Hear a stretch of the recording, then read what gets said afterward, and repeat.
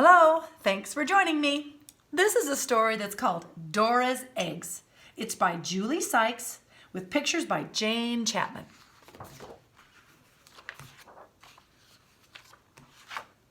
Dora's Eggs. Dora was sitting on a nest of eggs. They were shiny, brown, and smooth to touch. "These are my very first eggs," clucked Dora proudly. "I must get all my friends to come and admire them." Dora climbed out of the hen house and into the farmyard. "Who shall I visit first?" she wondered. "I know, I'll go find Debbie Duck."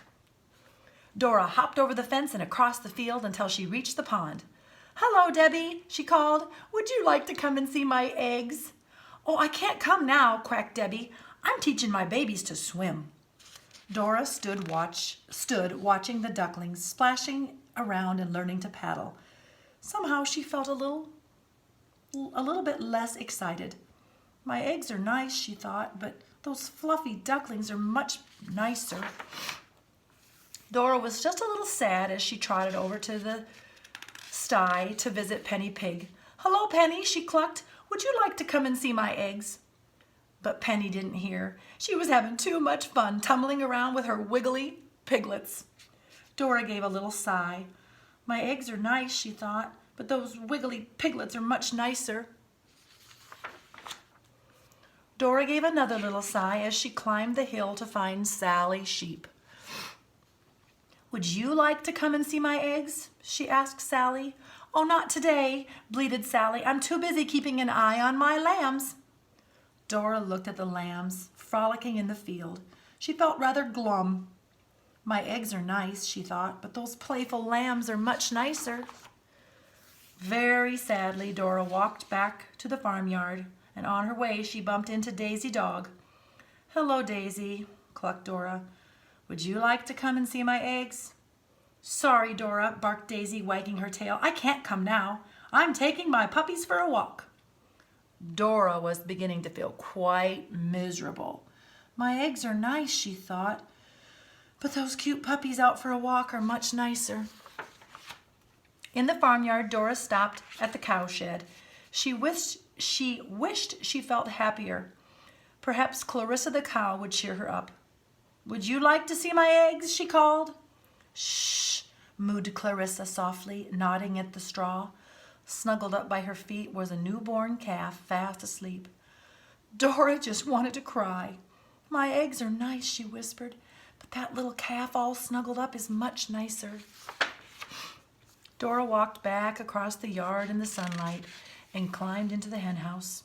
Her eggs were just as she had left them, smooth and brown and very still.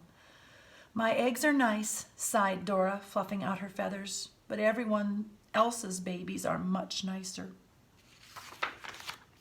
Very sadly, Dora settled herself down onto her nest.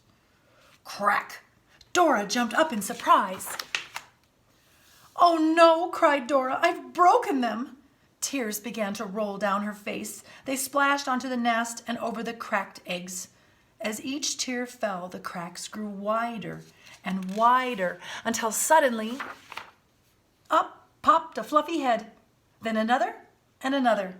Soon the nest was full of tiny chicks. "Cheep, cheep," the chicks peeped. "Cheep, cheep." Dora stopped crying and stared at her babies.